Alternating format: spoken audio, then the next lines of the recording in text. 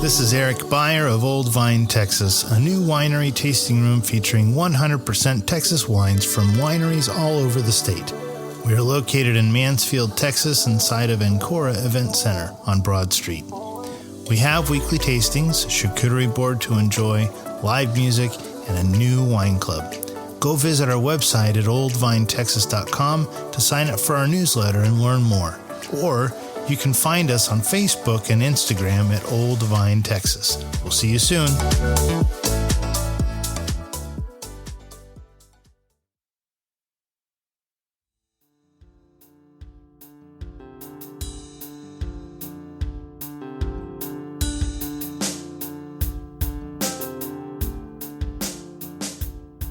Welcome back, everybody, to We Know Texas Vino. I'm your host, Will, and today we're doing a special episode, and we're coming to you from Red Dirt Cellars here in Grapevine, getting ready for Grapefest this week. And by the time this episode comes up, Grapefest is already going to be over, but it's going to be a great time. We have three special guests here. We have Vanessa Lambert from Barossa Valley. She is now alumni. So she's been on this now 2 times. Yep. Then we have Jacob Gigalotti. We're not going to try to say it. And then we have Ruby Stolbert. Yeah. Stolbert? Yes, that's it. Also from Barossa Valley. So welcome to the show. G'day. Thank you. Glad y'all got to join us today.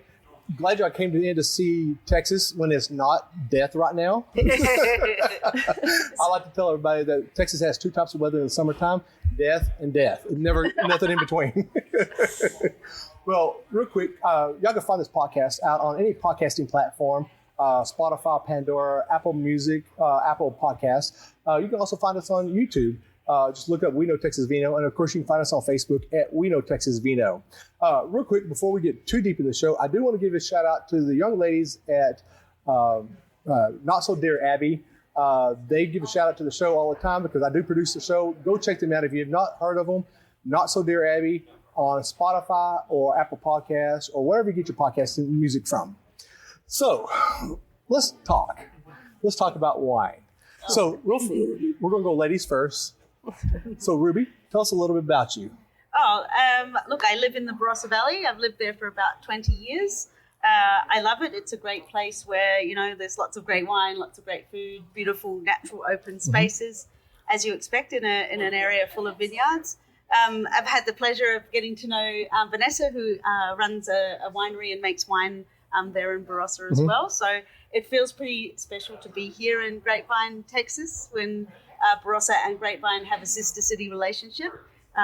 We talk a lot in Barossa about the kind of, hospitality and friendliness of Aussies, but it is, it's super matched with that Texan big-hearted hospitality too. So I'm so happy to be here as part of that. Yeah. Texas is very friendly, and yes, we will lay on our horns at you, but we'll still wave at you and say hi. I love it. It's really good. Yeah. Vanessa? So this is my 3rd year here in Grapevine, and I'm very excited to be here for Grapefest. I'm a winemaker. I studied enology in Australia in Adelaide University, and I've been living in the Barossa Valley permanently since 2012, making wine there for quite a few years. So I love it there. As you can tell from my very non-Australian accent, I am not originally from Australia, but I can say g'day, and I enjoy the footy and all things Aussie.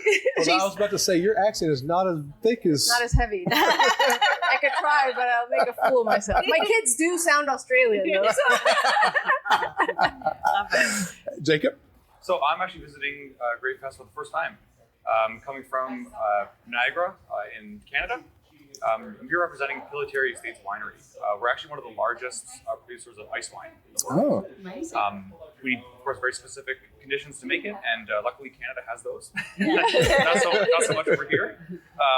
But yeah, I'm really excited to be here. It's also my first time in Texas in general. So. Oh, wow. Yeah. And you actually came at a really good time. It's not really hot. I mean, typically right now it would be 100 degrees with 500% humidity, and you would just walk outside the door and just start sweating. Goodness. Yeah, this is already much warmer than it is back home right now. So it's actually been nice. It's actually been cool because I think you remember last time, Vanessa, it was humid out there. Yeah, like you walk outside hot. and you just start sweating. I've seen both ends. A couple of years ago, it was the first time I came. It was cold. I needed a sweater to be out at Liberty Plaza all weekend. I think Sunday was the only actual warm day, and last year it was hot. It was boiling. Brutal last year. It was. I cried. That wasn't tears. Yeah. That's actually sweat. I like that kind of weather, and it's nice to come from. We've just finishing Australian winter. Spring started a couple of weeks ago, so it's nice to be in this warmer weather. And I found that very fascinating because right now Texas is fixing to start going into fall and winter, and you're saying you're just got through doing winter, and you're fixing to go into spring, and I'm like. I had to stop and think. You're on the different side of the hemisphere. We really are. Upside down. Budburst literally just started a couple of weeks ago at our vineyard. So, everything is just getting set for the next season. It's exciting. I have to go ahead. Oh, I was just going to say, it is a really exciting time because I think spring is always that season of hope where you start to see everything happening in the vineyard and you think, this is what we've got ahead, to make wine from. So it's really fun. Yeah. It's the praying time too. Oh, yeah. Please keep nice weather. It's going to be great weather. It's going to be the best. Yeah. Have had a small, I've done a couple of grapevines in my backyard just to learn because I'm more of a hands-on person. And I watch those come up and I see the primary buds and I'm like, oh, look, it's my children. It's and you sit out there and you're hand whopping them and you spraying them down and make sure they're taken care of. And then a big old hailstorm comes in and knocks them off. And you're like, are you serious? Yes. So many things. Been there, done that. Yeah. So we're talking about springtime for you and I know right now we're fixing, well, actually for you, you're probably already starting to hit that winter time. Like it's starting to get cold. So we still haven't actually gotten to, we're probably just at the start of harvest. Like some other producers in our region have already picked their sparkling wines. Since our growing season is a little bit shorter than most other parts of the world, we often are picking our grapes in, like for example, let's use Cabernet Sauvignon as a benchmark. We're picking that typically end of October or early November. So it's well into when it starts to get cold. Not quite snowing yet, but it can be quite cold at that time. But that's just how long it takes. We just need the ripeness. Interesting. So you're saying that your growing time usually starts, when do your bud break start? Bud break usually starts in April. End of April, maybe early May, depending on the season. Okay. But then the midsummer gets really hot. Most people think Canada, they think it's going to be like polar bears and igloos and all this stuff. But actually, I never thought that. But actually, our region is actually very warm in the summer. Yeah. I did a vintage in Niagara region, and it was actually the only place I've had to wear pants because it does get quite cold. Like pretty quickly in Australia, it's always hot throughout the season, and even if it gets a bit cold at the end, you're still able to wear shorts and t-shirts, but not in Niagara. Where did you do the harvest? Flat Rock Cellar. Oh, very good. They're a fantastic producer. It was pretty fun. Yeah, we had a good time. Cool. So I'm just fascinated about this whole picking like right now harvesting. So we here in Texas, we start harvesting about end of July. And we run all the way up to about the 1st of September, maybe end of September, depending on what our rain was like. I know there's one vineyard right now at Cricket Post, because we've had so much rain this year. The bricks on the grapes are like 17% right now. And these are more beds. They should be 24 and 25. Right. So you're saying y'all don't harvest until like now? Yeah, we just started. Wow. So is it longer, slower ripening conditions? Yeah, exactly. Yeah. And it kind of goes along with the style that we're going for. We're going for a lot of like minerality, a lot of like fresh like fruit characters in our wines.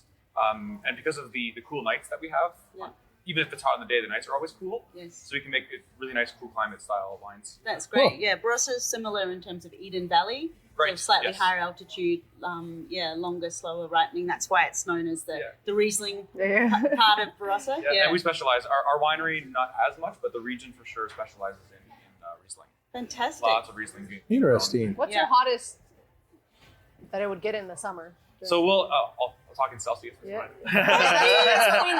Okay, leaving you up. Okay.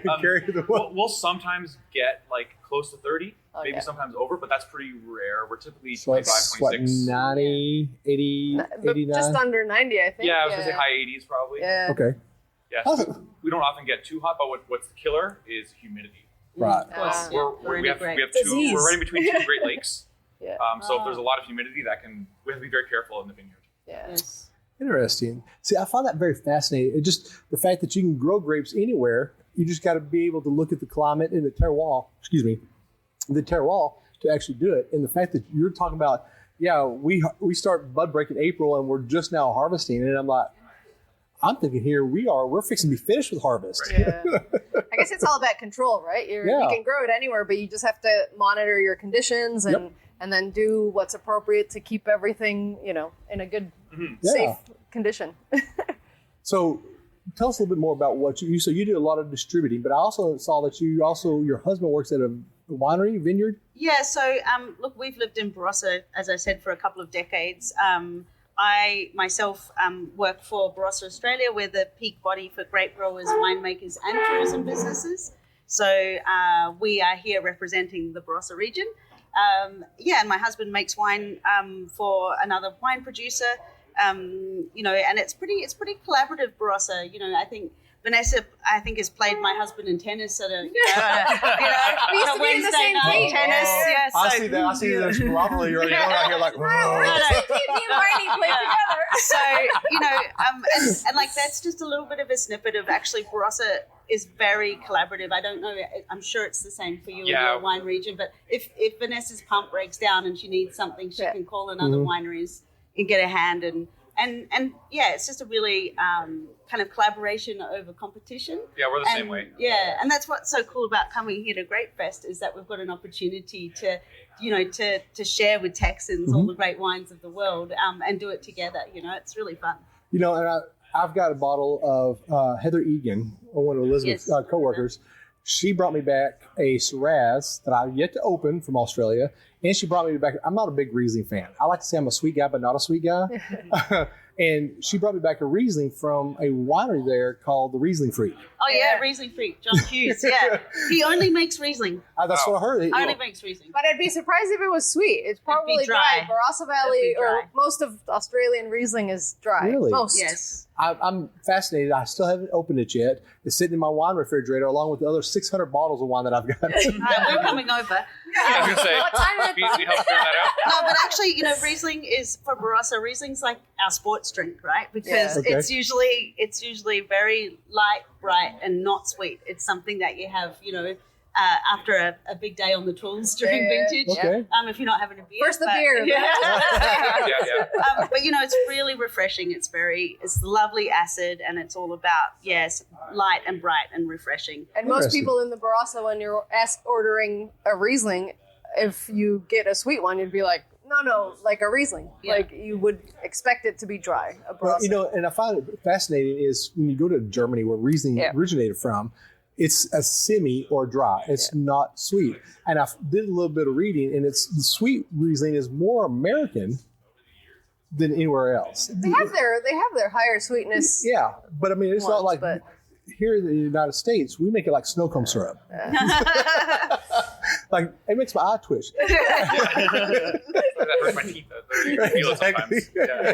I had to get a diabetic check.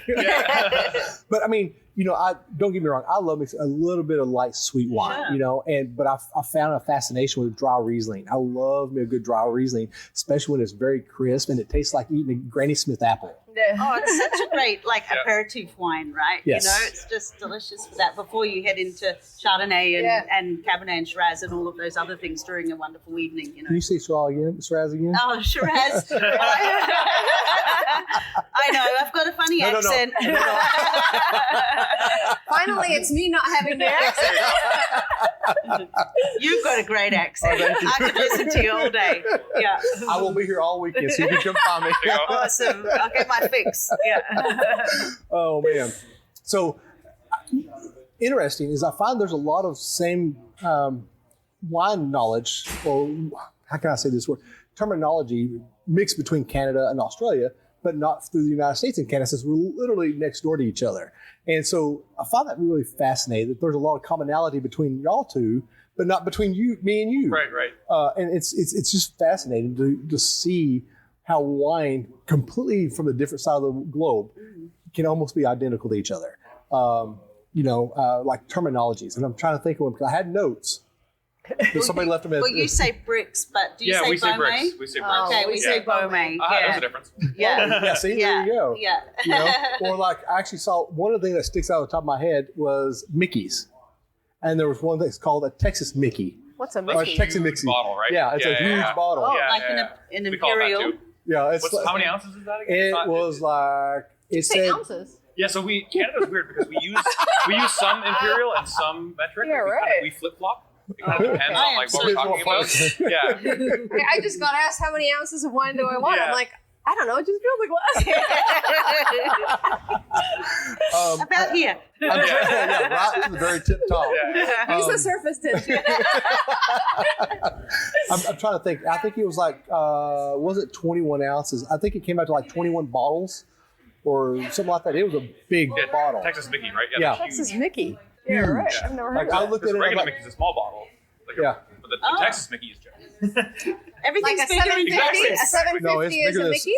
no, 750. That's a Just regular a bottle. basic. What do you call a normal bottle? Just the bottle. 750 is regular bottle. Okay, regular. The regular bottle was a Mickey, and then the big bottle was a Texan Mickey. And I'm trying to remember like a Goon Mickey or something like that.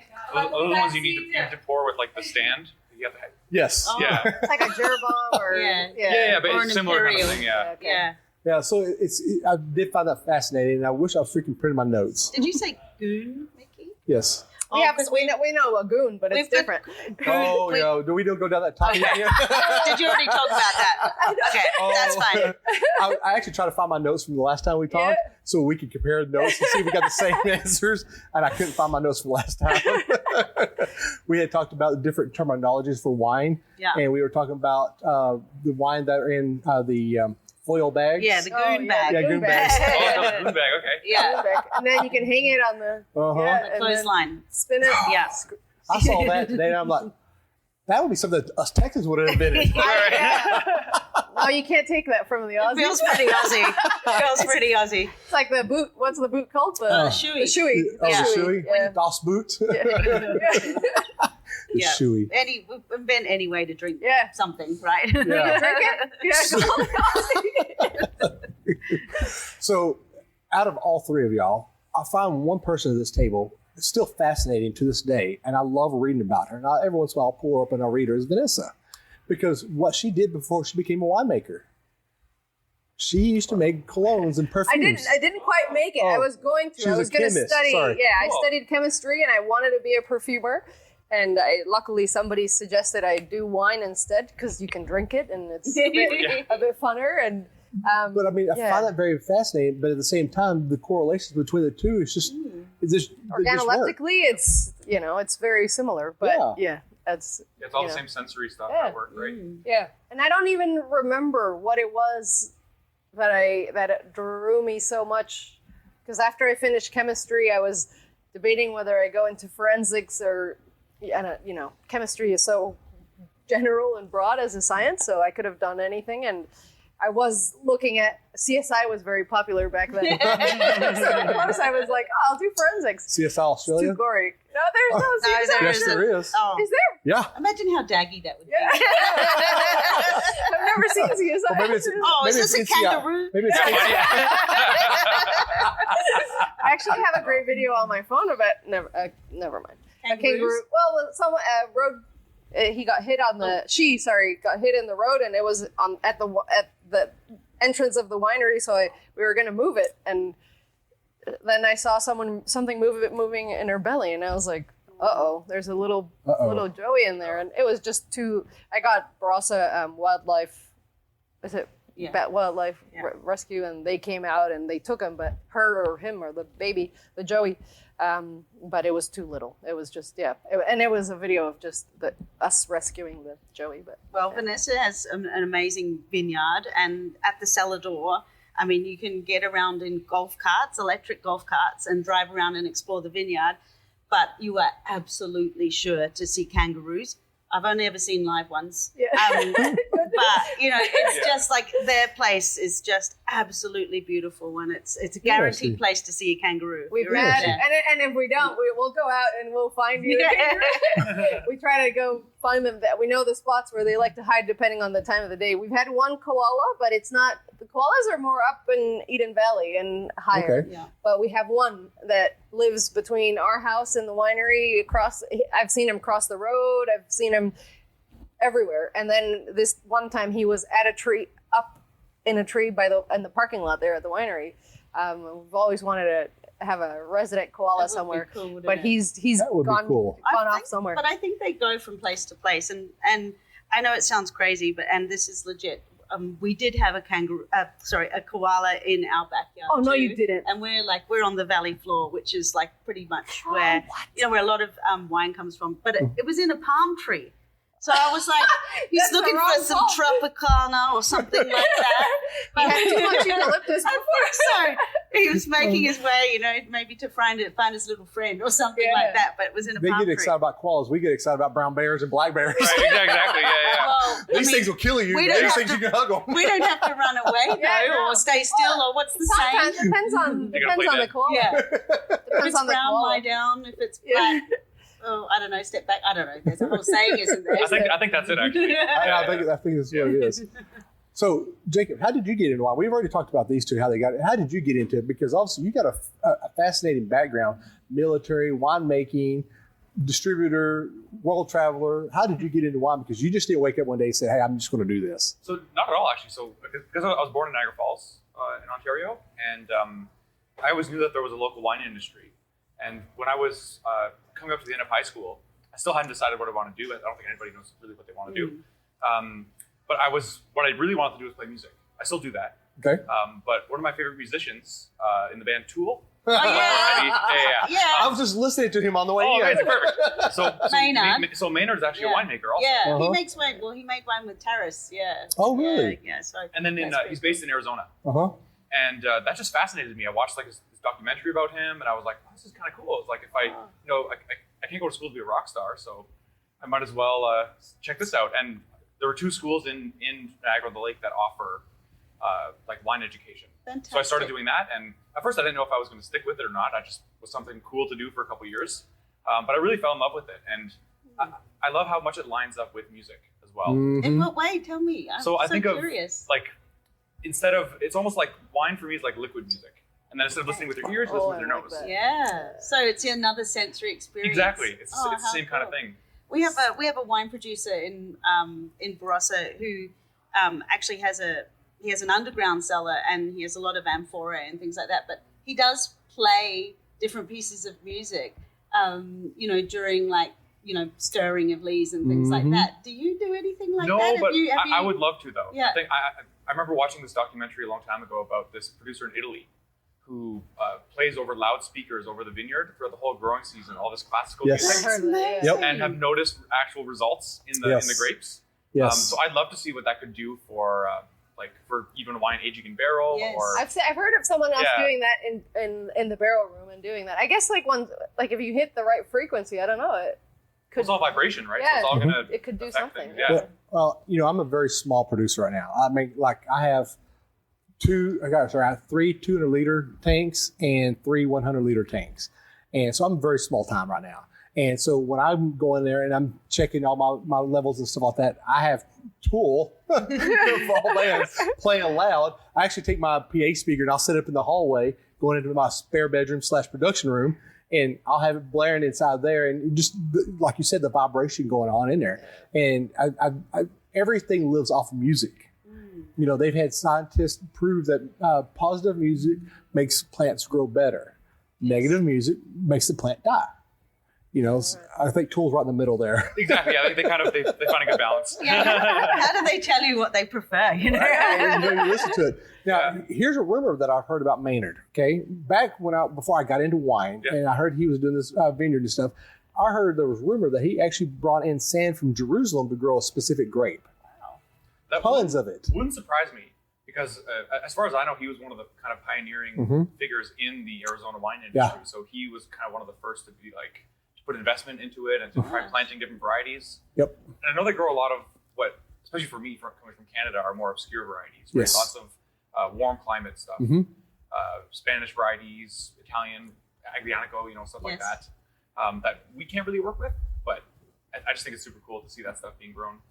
Yeah, absolutely. And to experiment. I mean, that's what it's all about, right? Innovating and trying things. You must try heaps of stuff. We try all the time. As well, it's like give it a go and just see what happens. Yep. Yeah. The hard part is with wine or grapes, you plant them, takes a couple of years for it to actually produce. Does it work? Does it not work? It takes a couple of years to know because you make wine out of it and that ages and just takes time. For us, we have another factor in that is winter damage. Oh. That's one big thing that we have to worry about. If it goes somewhere below or around minus 20 Celsius, we can start getting a lot of damage. It can kill the buds on one layer, but then it could also kill the whole vine down to the roots. Okay, wow. So we have to be careful what varieties we plant. Not every one. Sure, it might ripen there, but is it going to survive the winter? Yeah. That's the other consideration we have to have. Okay, so minus 20 Celsius is what? I think it's close to 0 Fahrenheit. Really? I think so, yeah.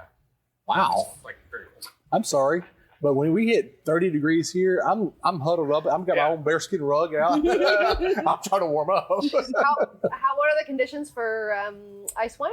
So ice wine minimum temperature is minus 8 For Celsius. how many days? There actually isn't a limit in terms of. I think there used to be, but we haven't been reliably getting that type of window anymore. We get at least one opportunity every year, but it might only last a day or two, depending on the season. You have to pick it at that temperature. Right at that moment, yeah. Okay. Then we also have to press them while they're still frozen. Oh, okay. Wow. Interesting. And if it's minus 8, that's one thing, but the sugars have to be at least 35 bricks for us to call it ice wine. Wow. Is it mostly machine or hand picked or no machine? So a lot of you see like promotional material about ice wine, and it'll be like romantic. Wow, people snuggled up in the vineyard and their gloves on and whatever. But the reality is that it's picked by machine. Yeah. There's no advantage to hand harvesting ice wine. They're frozen solid grapes. Yeah. Like you wouldn't be able to de-stem. You won't be able to crush them. And you can't de-stem them, so we just throw them right in the press as they are. Okay. And Huh.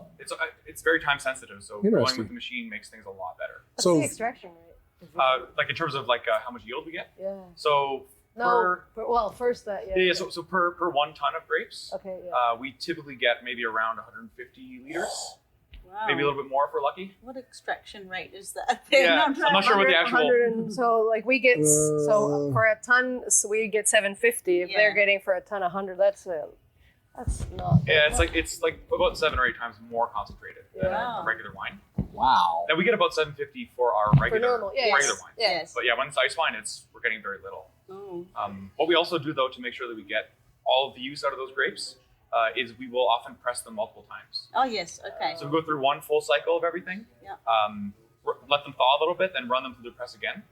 Typically though, that can't be classified as an ice wine anymore. There's very strict rules around ice wine. Oh, interesting. Okay. So we could call that a late harvest wine. Who's checking?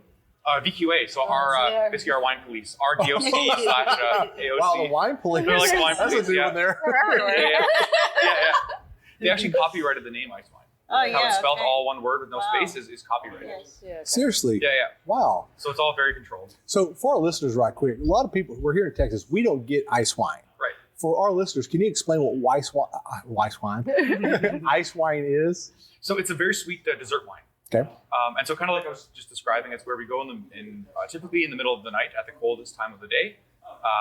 It has to be at least minus 8 degrees, and we pick the grapes, press them frozen using typically hydraulic presses. We need a lot more pressure than a pneumatic press could give us. And then we get this very lusciously sweet dessert wine. They're very comparable to, let's say, Sauterne or other late harvest wines. Okay. The difference, though, is that unlike, let's say, a Sauterne, there's very little botrytis in these grapes. So the flavor that you get is very pure. And they're also typically not aged in barrels. Okay. So you're getting this really fresh flavor. Yes. We love to experiment by doing many different grape varieties, because no matter what grape you use, you're going to get like the maximum characteristic of that variety in each ice wine that you make. Oh, interesting. Now, did you bring some of this ice wine down for Grapefest? Yes, it should be here. Yes, there's one of our Vidal ice wines is here, and we actually do sell wine here in Texas. Oh. We work with Midstate Wines. They're based out of Houston. Okay. and they sell our wines have been sold in like Specs and HEB and stuff before. Oh. I don't know if they're in stock currently right now. Okay. But that's how we were able to get the wines here so easily. We just, got our importer to send them here. Oh, I'm so curious I am about too. what you pair those wines with. Yeah. I know you said dessert wine, but Right. I'm always thinking about food. Yeah. So actually, ice wines it's kind of unfortunate because they're labeled as dessert wine. So people automatically assume like, oh, I'm going to have this with my dessert. Yes. But that's just often too much sweetness. Yeah. Okay. Typically, I recommend serving it with something that's very opposite. Something maybe spicy, something maybe very salty, very savory. Yes. That's where ice wines do really well. I look at how the French drink their dessert wines, with foie gras or something like that. That's very much where ice wine is at home. One of the biggest markets in the world for ice wine is in Asia. And I think part of that is because it goes very well with a lot of Asian foods. Right. Typically, like I was saying before, like spicier stuff. Yeah. It can work really well with. The other really cool thing that happens back home is we make a lot of ice wine cocktails. That So sounds good. Yeah, using it as a component. Yeah. And you can basically take your favorite cocktail and anywhere it calls for like simple syrup or whatnot, you can throw in some ice wine. Hey, I love that. And Yeah. what a great way to get, new consumers as Yeah. well, to actually be hooking into wine in a different way. Well, Yeah, exactly. and the millennials? Are they mocktails now? It's like they're all here in the States. That's a big thing right now. Is the mocktails. Right. What can you take my wine and actually put it with something else to make a drink out of it? That's a big thing right now. Yeah. So to say that's actually very fascinating. Mm-hmm. We have a wood-fired pizza restaurant called Barrelhead at the winery, and just this year they actually launched a very extensive cocktail program. They used to do them here or there, but now they have like cocktails on tap. Oh. Yeah, they batch make We need these to go there. ice wine cocktails. I'm gonna join y'all. All right, Yeah, let's go. it's really cool, and they play off the same principles I was just saying. Like one of them is like a honey and spice one, so it's like sweet and spicy. Some of them are more classic, like a Negroni, for example, with ice wine. How cool. So it's kind of a fun way to utilize it. And Yes. the restaurant's all it's all outdoor seating. So in the summertime, it's like really great atmosphere. Yeah. Especially with a cocktail. Exactly, it's perfect.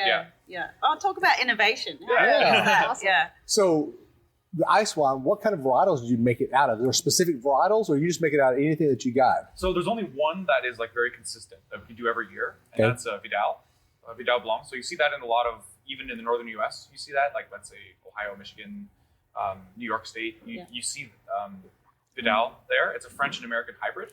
Okay. So naturally, it survives the winter very well. But we do all the other ice wines we make are vinifera grapes. Okay. Two that are somewhat common are Riesling and Cabernet Franc. Okay. The Cab Franc ice wines are very interesting because we don't ferment it with the skin like a red wine. Okay. So it comes out looking more like a rosé. Yes. And they have this very different, almost strawberry, raspberry kind of profile to them. Because you have to press it before. Exactly. Yeah. So there's no time to do skin contact. Like we're pressing and we're going. So do you have like a winemaking team on call for when? Yep. And I'm part of that. Like it's 3 a.m. Yeah. No, it literally is like Wake that. up. It's like I've had some ice wines. I've had some harvests get called off too. Like I've been like Okay. I remember a couple of years ago I was getting ready literally that day to go out. Yeah. And then I get a text from our winemaker and be like, actually we're not going. We're gonna wait a little bit. Because the temperature dropped or the bricks weren't. In this case, we had received a lot of rain, Oh, and all the yes. ice froze on the outside of the grapes. Yes. So we would have, once we pressed, it would have just been too diluted. Yeah. Right. All that rain. Yeah. We Darn still rain. need rain. We need rain. Yeah. Speaking of rain, one of the things that fascinates me about people who are not into the wine industry, they're like, "Oh man, these rains must be making the grapes really great." They're like, Yeah, I hear that too. They're Yeah. ruining the grapes. They're like, "What do you mean they're ruining the grapes?" And I have to explain it to them in layman's terms. And I tell them, like, the grapes have to stress out. They have to get, like, oh, crap, I'm not getting any more water. I need to hold on to this. I need to hold on to this. I need to hold on to this. And then they hold on to it, and then the more sweet they get, and the more sweeter they get, or the more sugar they get, the more alcohol we get out of it. But when it rains, they kind of they deplump, if you want to call it, or they shrink back up. And they look at me like I've lost my mind. And I was like, yeah, that's what happens. And I said, imagine thinking about yourself, when you are not drinking water, how your body's feeling. And it starts retaining water and you start swelling up. And then you drink water, what happens? And they're like, oh, okay, that makes sense. It's funny, we've just had it in the Barossa in the last 2 years. So 23, completely opposite years. 23, it rained a lot all summer. It was the longest, latest, all of the longest, latest things that could happen. It rained every time you wanted to pick. It was raining, and this is not very common in the Barossa. Once every 10 years, maybe. And then in 25, we had the earliest, the lowest yields, at least for us. Some people had higher yields, but very dry. It hadn't rained for a long time. And in 2 years, it's incredible how you can see such a drastic. We picked our Chardonnay on the 31st of January. Never have we ever picked in January. This is, so I don't know what that would be equivalent to here, but normally... That'd be like a Texas harvest, by the sounds of it. Because we start harvesting Chardonnay usually right at the end of July, 1st of August. Oh, okay, yeah. So normally we'd be picking that 2-3 weeks later. And it was extremely early, very hot. Last year at 24, also, it was very hot. We had a couple heat waves right before harvest, and it was crazy. So in 2 years, how it can go from one opposite to the other. Right. I think what we always, celebrate are spring rains. Yeah. Winter rains and spring rains. We're always happy for those. Always. Yeah. It's like, it's the rain from January to, January rains are okay still, but it's the February, March, April rains that can ruin everything. Yeah. Well, the last 2 years here in Texas, we had I'm not saying 2025, I won't say 24 and 23. We had rain that starts like right at the 1st of April, maybe into March, April, and it rains right up to the 1st of June, and then it stops. And then someone just reaches up there and turns the knob to death, and then it just gets hot. Yeah. And no rain for the next 2 months. We may get a little sprinkle here and there, but nothing major. And then it stays hot like that, and those grapes just get fat and plump. And I'll remind me to show you pictures of my harvest last year that I did for some Alicante Boucher and a field blend. Like, they are fat grapes. Last year was the exact same way. We're up to about June, and then it didn't rain anymore. This year, it has literally rained so much. It's not even funny.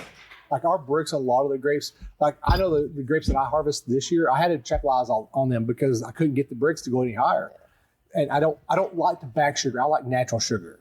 So that's just me. I don't know about y'all. I don't think we can chaptalize in Australia. We can't. You can't? No. We cannot. No, it's not legal. We can add acid, but we can't add sugar. We cannot add Wow. sugar. Is that like a law there for you? It's just the part police. of our... Yeah, they got wine police too. Wine police. No, we cannot. Yeah. Wow, really? Yeah. Also, most of the time, we would not need. You don't need to, right? Yeah. Yeah. We don't need to. But acids, yes. Acid, Definitely, we can. I can see we would need that in a really hot vintage. Yes. 100%. Yeah. Yeah. We are allowed to chaptalize in Niagara, but that kind of makes sense because that's one thing that we might be lacking. Yeah. In the season is if the season gets cut off short and we're trying to get, let's say, 13% in a red. Yeah, 13. We don't. 13. Oh, yeah. What a little light little. I know. Barossa Valley is like 15. Well, not all of our wines. 14, I think that's the thing. Like, there's going to be balance. There's so much diversity, and particularly in Shiraz. Sometimes people think that Barossa Shiraz, that Barossa Shiraz is, super generous and those styles, and there are those for sure. Mm-hmm. But what's been awesome to see is, there's always people who are trying different things. And because of these variations in our growing seasons, we definitely do see the diversity of style. Oh, yeah. Those bright, crunchy ones, all the way through to those much more generous, richer ones which are great for, laying down for a few years and things like that. Although I don't know that I can do that. I know. I just tend to buy wine and then drink it, right? Patience is not my thing. And unfortunately, patience is not my forte, but it is when it comes to wine. Yeah, that's good. You've got self-control. Yeah. Well, I don't like to drink by myself. Makes a difference. Yeah. Well, and the funny thing is, and I'll tell you this little funny story. So back when I started drinking wine 5 years ago, okay? Yes, 5 years ago. Landon had a 2019 Cab Franc bourbon barrel. Absolutely very jammy Cab Franc. Freaking loved it. Fell in love with it. I actually bought a case of that wine. And I have it in my refrigerator. And I think I have like 8 bottles left of it. And Jason, the winemaker for Landon, Red Dirt Cellars as well, I asked him, I said, are you ever going to make this? This was a year ago. I asked him, I said, are you ever going to make this bourbon barrel Cab Franc? And he told me no. Well, he released it 6 months ago, and it says 2022 on it. And I was like, that jerk already had them bottled. So I was sitting there waiting for him. But here's what I found very fascinating. That 2019, when I drank it, at that time, it was very jammy. Now when I drink it, it has actually changed. It's not jammy. It's very fruit forward, very light on the tannin on the back finish. And I'm like, this is a total different wine than what it was when I drank it back in 2020. Okay. It's fascinating. Sorry, the same wine or the same varietal? Same varietal. Okay. Same varietal. Yeah, sorry, but just made in a different way. Yeah, okay, maybe. Yeah. And it's just fascinating. So with all that being said, what is one varietal that y'all like that y'all drink from the same winery? Let's just do it that way, okay? You drink it 1 year, and you're like, I got to hold on to this bottle for a couple more years, and you tried it again. That it's just like it's day and night. Like our wines, or just like general? Just general wines that we like. Yeah. I noticed a lot of that when in some Barolo wines. Okay. I'm a big Barolo fan, and some vintages there are undrinkable when they're young. Like they're just so you need to dense. put them down. You gotta wait at least like 5 to 10 years to even think about it. But then there's some vintages that come out, I think it's the 2020 vintage in that region. They're all so approachable and pretty easygoing actually, which is not what you'd expect from that region. Interesting. Yeah. I'm debating between Shiraz and Cab because the bigger, bolder, more old school Barossa Valley Shirazes are like that. High alcohols, really intense fruit, lots of oak, but the more time they're, put down, then the more approachable they become. And I guess probably Shiraz more than Cab. So, yeah. And I've always found Shiraz, as it gets older, it gets better. It just gets this really nice, this darker chocolate mocha flavor that develops. That it's just beautiful. It's very comforting. Yeah, and in those you're sitting in Australia in general. Winters are very cold. Even colder inside sometimes than outside. we don't know how to insulate our houses. Not a thing. Yeah, we're built for summer. Yeah. So when you're sitting at home and you get these, these big, bold Shirazes, it's just warming. It warms your heart. And I don't know, that's when I got into wine and moved to the Barossa, it's one of the things I fell in love with. And Absolutely. Yeah. Interesting. I would say the same thing. But for me, I guess the variety that I noticed the most variation in would be Grenache. I think Grenache is the most underrated grape. Oh, it's a great grape, and there's so many different guises, but it's probably the one where I noticed that changes so much. Yeah. I'm going to change my answer. Sorry, I just realized it's Riesling. Riesling. A young Riesling has that really nice acidity, refreshing, fruity. It's, as we were discussing before, just that really easy, you finish a long day of work, have a glass of Riesling, put it down 5-10 years, and it starts developing these beautiful, nutty characters, a little bit of this kerosene. It just, the color starts trending a bit darker, and it is beautiful. I find Riesling a vintage, 25 Riesling or a 24 Riesling, almost too high acid. It's very not simple, but you know what I mean. Right. It's just because that one thing is standing out so much. Yeah. It takes once that subdues a little bit. Yeah, and as the acid goes, it is. Yeah, I've had some beautiful Rieslings that are old, and that is as a white. Yeah, 100%. And they can age 20, 25, 30 years. Yes. I mean, I get to taste some of those sometimes through work, and it's just wow, the freshness because of that acid, The pH is so low. And they're so much better. Yeah. There's still tons of fruit. There's still, they're beautiful. And that should have been my first answer. I was thinking red. Yeah. One of the words you said kerosene. Yes. And, I don't know about you, but I don't like to drink kerosene. No, I don't usually. I like to smell it. It doesn't taste like kerosene. I feel like if kerosene actually tasted like Riesling, I'd probably drink it. Wow. Okay. I love that aroma in Riesling is one of my favorite things. So if you see wine from him and it says kerosene on it, yeah. If you see on my tasting notes, don't just tread lightly. Just call it the kerosene. Yeah. So I do have a sleeper grape or varietal that I found over the years lately that I fell in love with, and it's Tannat. Oh yes, good point. So Tannat, we have a Tannat that is now almost. I'm going to round it up. It's 9 years, but let's call it 10 years. Okay, it was a 2016 varietal, And when he released it about 4 years ago, it was so earthy and very tannic. I could not drink it. And I'm like, who would want to drink something like this? This is not good. Jason, I love you. But I couldn't do it. And so that same week that we released that bottle, I went down to the Hill Country at another winery called Rustic Spur. She handed me a bottle of their Gramps. And I drank it. I was like, oh, my God, this is very fruit forward. I like the taste of this. And she goes, well, this is Tannat also, but this has been aged for about 5 years. And I'm like, oh, okay. So I came back up here and I tried her Tannat, and it was just still too much. I couldn't drink it. I mean, I could drink a lot of wines, but that one was just kind of pushing my threshold. And about 3-4 months ago, I had a customer come in and talk about how they love that Tannat. It's got a lot of jammy personalities to it. And I'm like, no, it doesn't. No, it don't.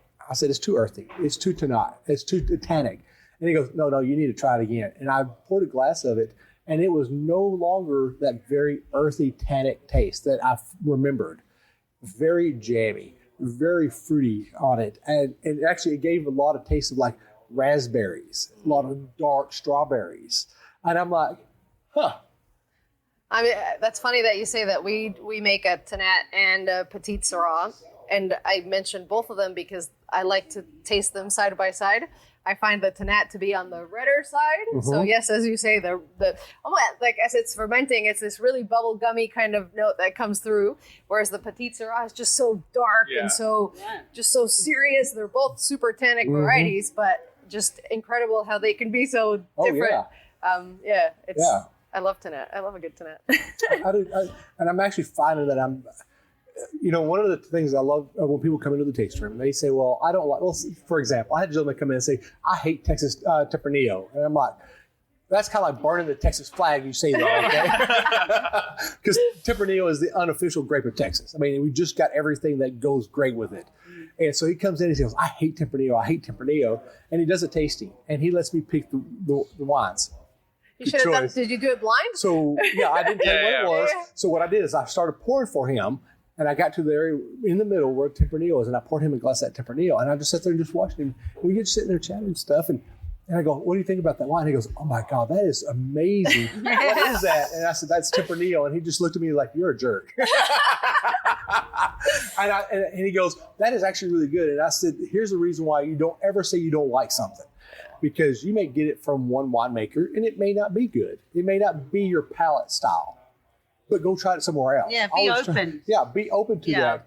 And he came back to me about a month ago, and he goes, thank you for doing that to me, because I've gone to different wineries now and drank Tempranillo, and I found some that I actually really liked. But it is really different as a consumer versus a producer. You guys get to look at your barrels all the time, you know, the wines, as you were talking about during fermentation, during vintage, that's not the everyday person's every day. So, I think it is such a strong message about, as a consumer, just being open, and also as a wine educator, about getting people to try something that they might not have. And it sounds like you really convinced this guy otherwise, and that's awesome. I may have bought a bottle of it or two. You could give the same, like, two different winemakers the same grapes from the same vineyard, and you'll have two completely different wines at the end. So you have to be open to trying everything, because otherwise, how will you know? Yeah, and that's what I tell people. I say, when you come in, be always open-minded, because you can get the same grape, just like you said, from the same vineyard, from the same block, same everything, and you get two different tastes out of it. Especially if one was listening to Tool and one was listening to Exactly. It's a difference. Some are a little darker, a little more edgy. Well, we'll hit this one. I remember when he came to town, and this was before I got into wine, years ago. In fact, actually, it was during the Lateralis. Oh, wow. Okay, awesome. Okay, Lateralis. And we know about that one. Yeah, is that an album? We know about that. It's an album. I was assuming. During the Lateralis store, he was actually here at one of the specs in Dallas signing bottles. Oh, how cool. And I wanted to go, and I was like, but I don't know anything about wine, so how do I know what bottle to buy that I want to drink, because I don't want to buy a bottle and not drink. And eventually I found out that the line was like wrapped around the building, and not everybody got to go in and get signed bottles. So I was like, I'm glad I didn't go. I think all you need to know as a consumer is find something you like. Yes. And don't. I know lots of people like to follow reviewers and magazines, but it doesn't. These people have been taste 100 wines, taste wines every day, and have a completely different palate than you do. So just keep trying and find something you like, and that's all you need to know. Well, that's why you come to Grapefest and you try a bunch of wines. Yeah, you know. People's Choice Pavilion. Yeah. Well, then that'll be a great segue if we go ahead and do a plug. So for everybody who doesn't know, this is Grapefest week. And again, by the time this airs, Grapefest will already be over. Grapefest is a great place if you've not a wine connoisseur to come down here and try different wines. Yeah, absolutely. It happens every year. Ironically, on my Facebook timeline, it was the 9th when it popped up when I did it last year. Yes. And here we are, I mean, literally to the date almost. Yeah. Come down here, drink some wine, meet some really great people. I mean, we've got between the People's Choice tent, which is all Texas stuff, to the, are y'all doing the Rosé tent again this year? Wine tasting classic, People's Choice, and that's when they decide. The amateurs get to decide. Yes. So this is the amateur tasting also for the People's Choice. And then You have a rosé booth. Rosé booth. So come in if you like Rosé, Champagne, International. There is a wine spritzer class as well. Oh, okay. Yeah. Yeah. So, He's teaching a master class. oh. Yeah. We have lots of educations you can learn. So if you don't know, we got Elizabeth off camera here from Grapevine Visitor Bureau.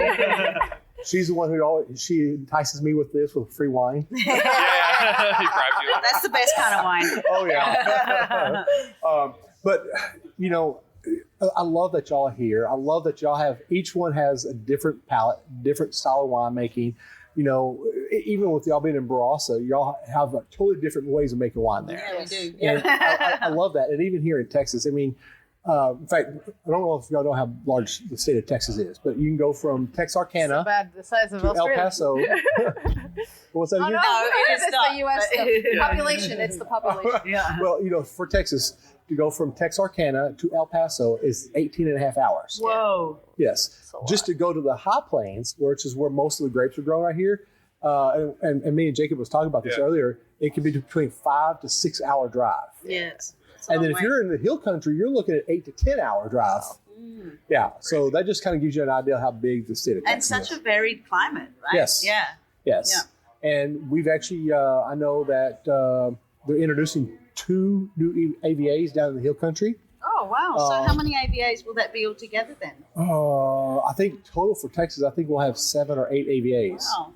And I'm trying to get them to do one over in East Texas, especially around Kiefer Saul Winery.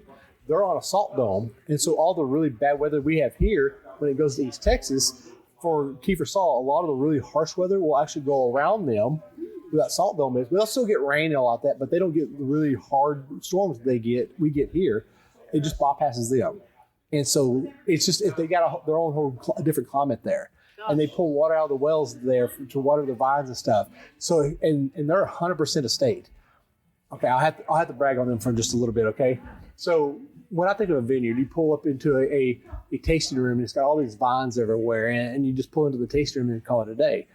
Theirs, you actually pull into a neighborhood. Into the front gate, you got 2 blocks on the front, left and right of it, and then you drive through the neighborhood. And in the neighborhood, they have blocks of vineyards in the neighborhood. Oh, that's cool. All while you're driving through there. And then you get to the split that goes to the restaurant and goes to the tasting room. You turn left, and there's this little slope that goes into a little valley. There's a vineyard right there also. And you drive it up in there, and all of a sudden, boom, this big tasting room, and then you just see vineyard as far as I can see back there. And you're like, this is absolutely amazing. I have never seen a vineyard like that. But they just built it all inside that community. And the community's okay with it. Well, they probably get free wine. I was gonna say, yeah. Or they make them harvest, one of the two. They put in a little bit of They work. pay him in wine. Well, is there anything else y'all want to talk about? I think we've run about an hour now. My producer over there's not telling me if I run an hour yet or not. We're having so much fun. Time flies, right?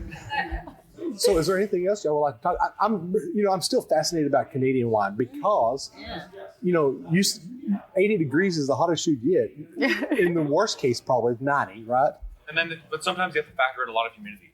Like there were days this year where we had a pretty hot summer this year, and I think we were in Celsius. If you accounted for the Fahrenheit or counted for the humidity, we were like pretty close to 40. Yeah, right. So that's it gets in sticky air Yeah. outside. Yeah. I'm sitting here trying to do my math to Yeah. figure out what that is. Is that 100? 100 over 100. That's probably about 40 is- 100. Yeah. Wow. Yeah. I know there was. So we can't get that. I know there's a couple times this year the humidity here in Texas brought us to like 119. Whoa. Yeah, that was just humidity. That is insane. We were probably more like 100. Yeah. We definitely don't have much humidity in No, it's the pretty dry. Barossa. Yeah. Very, very dry. But we do have some really super hot days. Yeah. You know, usually in February, we would have a couple of weeks over 40 every day. It cracks me up. You're March. saying February is like 100 degrees, and I'm like, no, it's not. It's like 40 degrees around here. In March, we've had, because remember just before picking Shiraz a couple times this year or last year, it was, well over 40.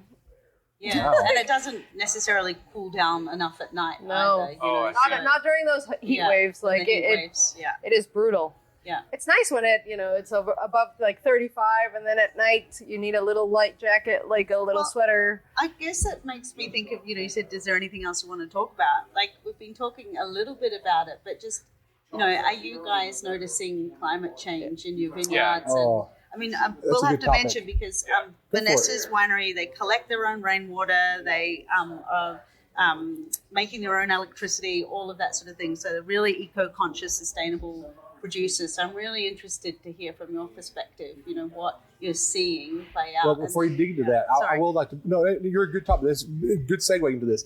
There was a topic that just came out recently about solar panels Yes. covering top of the vineyards, on top of the vines, to produce That would shade a lot. produce the shade. Of course, obviously, you need to run them like east to Oh my west. God, that would be a lot of infrastructure. Yeah, that's Yeah. insane. Plus, you'd Oh have my to God. handpick. Yeah. Yeah, at that Yes. point, all your mechanization is Yeah. gone. Oh, Yeah, wow. you couldn't use a Who's machine doing harvest. this? There's a couple of vineyards up around, I want to say like New York or Virginia, something like Yeah, that. right. I have the article I'll say because it was just a fascinating article. Yeah, absolutely. So I'll find it and I'll send it. I'll get y'all email Yeah, to you that's so you can read it. All our solar panels are on the roof. Yeah, up the building, We yeah. have quite a bit of roof space, and we collect all our. And that was a funny thing about, not funny. It wasn't funny at all, actually. Our house is we're not connected to city water, so we're all on rainwater.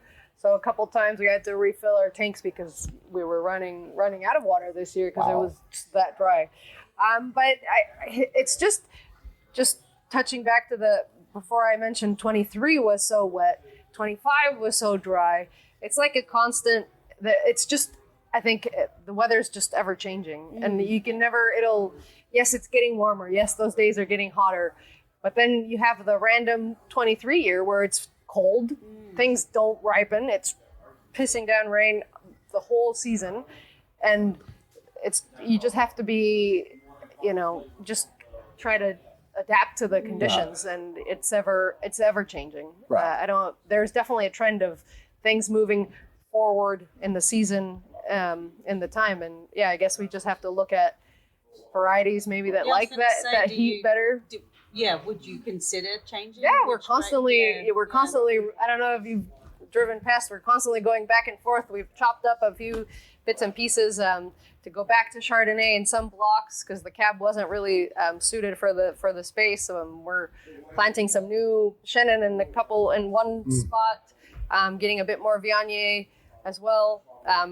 We're just it's all trial and error, I guess. And also you have to do that with all of the changing consumer tastes and Yes. things too. So Right. it's such a balance. We've never followed. We're not really trend followers. We like to just we like to do Trendsetters. things different. Yeah, maybe. Hopefully. Blaze your own trail. Yeah, we're probably the only Barossa Valley winery or vineyard that doesn't have Grenache, surprisingly. As long as you've got Shiraz. We've it's all got good. Yeah, Shiraz. We've got our other lighter. So we have Zinfandel, and we pick it early. We make it in a bit more of a Pinot Noir style. We have Tempranillo, which we make in a Joven style. We have a Mourvedre that we pick well, I guess we don't pick it earlier because it takes forever to ripen, but it's on a lighter style, a spicier kind of Mataro, we call it in Australia.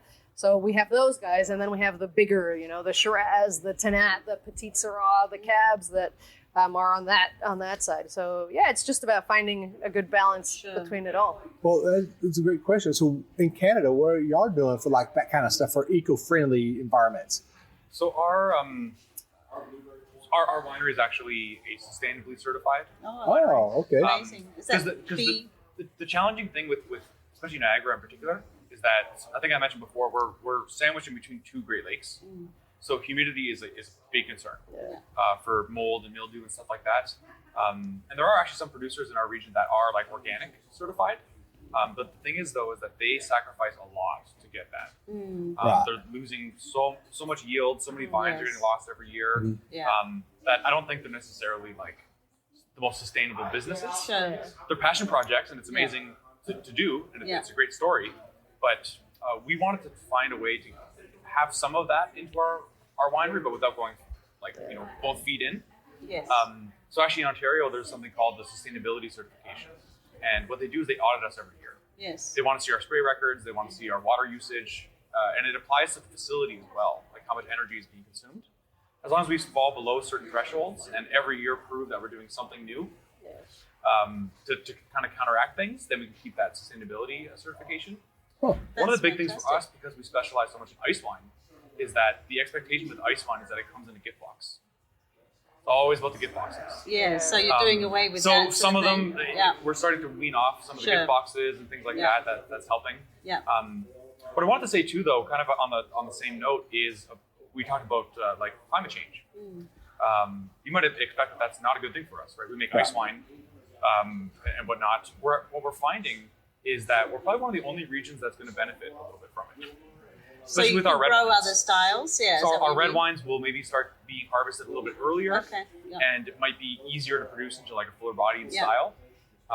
So I think the red wines from our region are kind of they're sleepers right now. But in the next couple of years, we're going to start making some pretty seriously like competitive wines. That's and we so already, exciting. And I think we already do, to be honest. But the challenge is making it consistent. We probably have one of the most like varied like wine growing conditions in the world because we have some years that are like very high, very hot, very dry, and we can actually make like really intense red wines. But then other years where it rains during the harvest and we're stuck kind of with these like lighter style red wines. Whites in our region are typically good every year. We get away with like the Rieslings and the Pinot Gris. We do quite a bit of all that stuff can be pretty consistent. But yeah, with the reds, I think they're going to start to benefit a lot from this. That's fantastic. Yeah.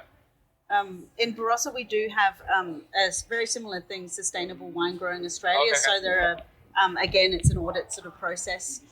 So, there's a really high percentage of grape growers who are Sustainable Wine Growing Australia approved. Yes. Because Barossa's actually, there's over 500 grape growers. Wow. So they don't necessarily have wineries, but they sell to wineries. So to get all of those to sustainably grown would, is the goal, to have 100% coverage. It's really fantastic. I think that so many people are doing it. I think it's like the best of both worlds, especially for us, because we're still able to be a profitable winery, make quality wine, but then we also are respecting the environment and everything a little bit as much as we can. I do. That's what it's all about too. Well, I just was going to say one thing about, I do feel that Canadian consumers are a bit more eco-conscious, certainly than I experience in Australia. Right. Yeah, so, they're doing away with packaging and things like that. That just seems like, well, yeah, of course, you know. Yeah. So it's great to see businesses, I guess, putting money where their mouth is. Right. Yeah. The challenge for us, though, especially with coming to the good boxes, is that I think I mentioned earlier that Asia is one of our biggest markets. They love all of that, And oftentimes they're buying ice wine to gift. Yes, it is. It's part of the whole process. So it's very hard. Even with something like I've personally never seen an ice wine that doesn't have a cork in it. Partly for that same reason. Yes. Is that in Asia, the biggest market for these wines, screw caps are still viewed as lower quality. Yeah. Okay. But cork is natural too, so it's a Right. Exactly, but I'm just saying in general, just sort of how that market kind of views things is a little different. So what size bottle does the ice wine come in? Typically 375 ml. Okay. And it's the skinny one, no? Yeah. We also do bottle some in 200 ml, Okay. so the slightly smaller ones.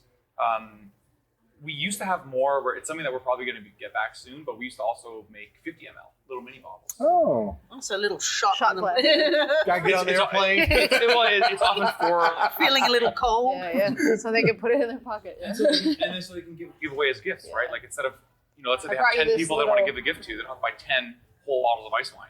They can just buy this little pack of more little bottles. That's more transport. That's more everything, isn't it? Right, exactly. Yeah, so those yeah, aren't, yeah. I guess, the most sustainable. Yeah. So one of the wineries here in North Texas, Lonesome Vine, when I first interviewed them 3 years ago, they were doing something with the ground to revitalize the ground, and they were using worms to revitalize. They would have this big bin, and they would go out there and take shovels of the dirt, stick it in there, leave it in there for a week, and then go take it out and put it back in the soil. Yeah.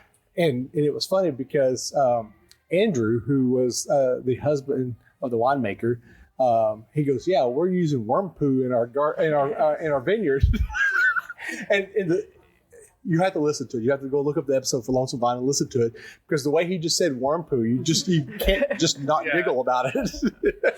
Well, it's been known worm tea and all of that sort of thing. It's the water. What is it called? The worm? Is it tea? Yeah. So it's you have a lot of that sort of thing on your property. Yeah, we do. We've been working towards our sustainable SWA, we call it, the SWA certificate. So we're trying to get that audit happening before the end of the year, hopefully, because that's something we've been looking towards. Sustainability has been a huge thing. When we built the winery in the middle of where we grow all our grapes, so that everyone can see how we grow it, how we make it, and enjoy it with us, hopefully.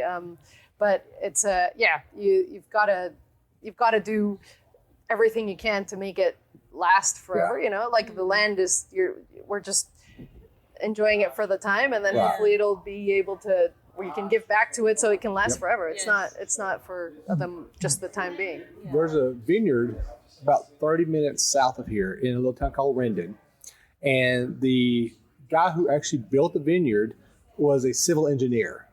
And when he built it so that way if there was a 10-year drought, that vineyard will always have water. And I'm like, well, alrighty then. Maybe he knew something that we didn't. Exactly. Give me his number. Well, what's fascinating is they have a Cab Franc they pull off there, and it's probably one of the best Texas Cab Francs I've ever drank. And I asked him, I said, "What is y'all's secret?" And they said, "We don't allow any green grapes in our press." Yeah. And so I was like, "What?" And he goes, "Yeah, when we harvest, you cut any green grapes off there, because then you don't get the bell pepper smell or things like that." So I'm like, "What are you talking about?" So he says, "Well, why don't you come out and harvest with us?" So at 5 o'clock in the morning with my headlamp on, I'm sitting there. He goes, "Watch." And he pulls off a cluster and he goes, "See the little tiny green grapes?" I said, "Yeah." He goes, and he drops them and he goes, "All right, you can put that in there." And I'm like, "Oh God, this is going to take forever." we do something with those green grapes in Barossa. Oh, it's really? called verjuice, which is also in French verjuice. Yeah. So but wait a minute, those are unripened grapes. they are, and it often, instead of necessarily pulling single berries off bunches, it's more something that might happen at the green harvest. Green harvest. But we use that because Barossa has a really big kind of food heritage, but we would actually use that as it's kind of made into it's kind of like a non-alcoholic still wine, but it's used for cooking. Yeah. So you use it to make sauces and all sorts of things. Great to deglaze the pan. It's also really good if I remember when I was pregnant with both of my children and I couldn't drink wine, I could drink verjuice. There you go. Verjuice spritzer and feel like I was doing it. But yeah, it's just, again, talking about, how do we do things better and, for longer and more sustainably. There are some great things kind of, back in history that, people did before, before we were, I guess, a bit more like, we can use everything, Right. Yeah. Right. Interesting. It's funny you brought up Cab Franc earlier. Okay. Because that's that's our main red. Yeah, okay. That we do. I saw that on y'all's website and I'm like, man, I love me some Cab Franc. Yeah. Okay. And eliminating the bell pepper aroma is very important to making a good quality Cab Franc for us. We achieve that by doing very heavy thinning. Right. It's the same kind of idea, trying to minimize the amount of green grapes, so an aggressive green harvest. We might not always go to the extent of like you said, pulling the individual berries, but that's something that you would notice in our Cab Francs is that they're all very fruit forward as opposed to any of the bell pepper stuff. So it's fascinating. We even talk about the bell pepper. So there's a winery down in Fredericksburg called Michael Ross. He invited me down to come do this 30-barrel tasting. Okay. First off, they have spit holes in the floor. And it's any winery. Sell their wine, I was like, oh, see me, I can spit on the floor and I get yelled at. And he's starting to use Russian oak for his Cab Franc. And it was only 6 months in the barrel. So he pulls this out a little bit and puts it in the glass. And I swear, I could close my eyes to this day right now. I could close my eyes and I could still smell that Cab Franc. And it's literally like walking into the garden, grabbing a fresh green bell pepper ready to be pulled off and cracking it open right there and eating it at that second. And it was so bell peppery. And I'm like, this is absolutely amazing. Now, don't get me wrong, I think sometimes the Cab Franc over bell pepper is too much. Right. But this right here was an enjoyable amount because it's just, I can close my eyes and I remember as a kid opening off the bell pepper in my grandmother's garden and eating fresh bell pepper. And it was that way. And this is why I love the organoleptic side of things, because it is a memory. Like you can smell, taste something, close your eyes, and be somewhere else, and be as in your grandma's house, smelling the strawberries or the mothballs. Like it's just such a. And it can bring back or surface so much emotion, and it's just the smell and just the taste. And well, wine is the only time travel we have in this world right now. Because I mean, that's really cool. I had a customer one day says, "How do you taste asphalt?" I said, "Well, somebody went outside and licked at the asphalt. That's what happened." But and sometimes, still being a very young winemaker, and I don't know if y'all have had this epiphany. I've had an epiphany one day last year. It was hot. I mean, it was death hot outside. And came this little micro rain burst. And I walked outside and the steam was coming off the asphalt and I smelt it. And I said, so that's what asphalt tastes like. And then at that same moment, it reminded me as a kid playing baseball growing up in West Texas in the red dirt. And when it would rain, it would hit the ground and the dirt would come up and you would smell and taste that as well. It makes me think of when they're fixing it and you're driving past and you get that whiff get that of aroma, and you're like, oh, asphalt. And that's what I tell people. I was like, they may not have actually got down there and licked it, but it's a smell that they probably smell from, like that right there. You get the steam off it and you smell it.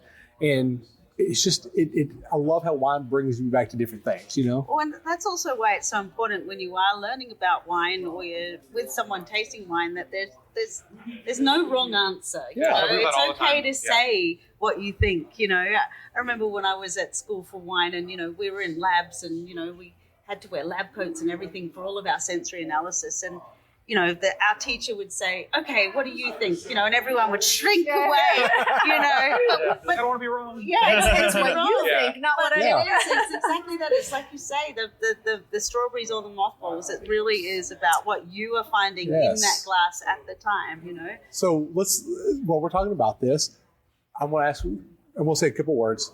Tasting notes on the menu, yes or no? Tasting notes on the menu. No. I mean, I would like to see it go away, personally. I feel like people stick to it too much. Yes. Like they make a judgment, right? Exactly. They're like, I don't like They see raspberries? No, I don't like raspberry. I had a lady for our Tarragado. I could taste this because I smoke cigars. I taste the tobacco in it. Yeah. And she goes, I don't like tobacco. So she does a tasting, just like the Tempranillo. Yeah. You tell me you don't like something, challenge accepted. Yeah, I love that. Just you wait. And during the tasting, I let her drink it. And she goes, oh my God, that's great. I said, did you taste any tobacco in that? She goes, oh no, I didn't taste anything at all. I said, you read the tasting notes. You made a judgment off the tasting notes. And that's why you said no to that. Yeah. I also think maybe even in the tasting rooms and cellar doors, like, you don't always have to lead someone through their journey. You can just leave it up to them to have a real sensory experience. That's my approach in the tasting rooms. I do a lot of that at the winery too. Yeah. And I hear some of the other staff that we have will really fixate on the tasting notes that we have. Yeah. Like this one tastes like pomegranate. Right? And I'm just like, I'd rather focus on what variety it's made from, how we made it. Yes. Maybe a few characters where it's so obvious, right? Like if you have this, like for example, in an ice wine. Yes. Like ice wine is going to smell like honey. It's going to smell like lychee or something, right? But we're not splitting hairs over exactly what. Right. It's like, no, it's a nectarine. No, it's a peach. There's none of that. Apricot. Yeah. I really believe though that I've seen it in action in Barossa so many times, is that it's actually when the winemaker walks out, and is kind of wiping their hands on their shorts and stuff, and there's a scrappy little dog running around. That's when people get really engaged with the wine. yes, of course, there's all these amazing things in the glass, don't get me wrong, and you guys are winemakers, so I've got to be super respectful, but also people really want to get to know you and why you do it and all of those things in your story, because I think it's the human connection that we value so much, and to connect over wine or music, or like it's such a shared, beautiful interconnectedness. So I mean, I guess it's for if you're a new wine person, don't worry about it. Just ask questions, and And that's the thing about when you make a wine. There's a you have a bottle, and you remember, like, I'll remember 2016 vintage. For my whole life, I was heavily pregnant. We were debating whether vintage would finish or I would give birth in the winery.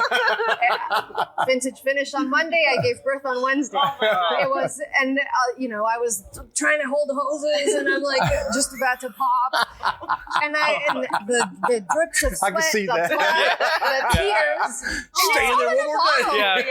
It's all in a bottle, and you can be like, God, I remember everything about this Chardonnay, everything about this wine, and it's beautiful. And that's what this whole podcast is about, is collecting the stories about you as the winemakers, people in the industry, about why you got into it, because you just didn't wake up one day and say, hey, I'm going to be a winemaker. I didn't do that. I woke up one day and I thought I was going to work for Xerox. But I mean, I collect this story because this is a story that people get to hear, and they get to know y'all, get to understand what you do in your tasting or your winemaking skills, and just it just makes the wine better, I think. Agreed. It adds to it. So that's why I love doing this. I love talking to people. Also, I can't shut up sometimes. You're so easy to talk to as well. Oh, mercy. Well, is there anything else y'all want to talk about? I mean, this is a great conversation here, and for somebody who didn't have any notes, I'm usually prepared for these shows. That's what you tell us. Watch the other podcast. Usually I do wine quotes, and so I was actually looking for wine quotes, and so I'm running low on wine quotes. So I started resorting to movie quotes, and so I did one the other day with the Muppets. The Muppets had a wine quote. They were talking about champagne, and then I don't know if y'all ever seen the movie called The Jerk. You might have maybe seen it. Oh, Jerk with Steve Martin. I don't think so. No. Okay. So I don't remember the whole wine quote in the head. He goes, we don't want this 1966 stuff. We want the new stuff. Give us the fresher stuff. We want the better stuff. You think we are unsophisticated? So I've actually came unprepared for wine quotes. So I do apologize for that part. I'm sorry for my listeners. You gave us one. That was pretty good. Yeah, there you go. That counts. But I used that last week. We didn't know that. Well, if anything, go watch The Jerk with Steve Martin. Okay. I mean, that is freaking hilarious. I'm not even going to start the beginning of the movie what it says, because it's un-PC in the United States. So I'm just giving the wrap-up finger over here. So, well, again, I really appreciate y'all being here. It's been a joy talking to y'all, getting to talk to you again, Vanessa. Ironically, you would think I'll remember your name because that's my ex-wife's name. So, but if by the time I'm actually going to try to release this episode on Saturday, by the way, if all They possible. still have time to come. Yes, so they have still time to come. Saturday and Sunday. Come out here. Actually, you know what? Grapefest.com. Grapefest.com. I'm going to try really hard to do this by tomorrow. It's a great conversation. Yes, it was a great So conversation. come out, meet the winemakers. Yes. These guys will be here. I'll be pouring here. wine. Where are you Try going my to ice be? wine.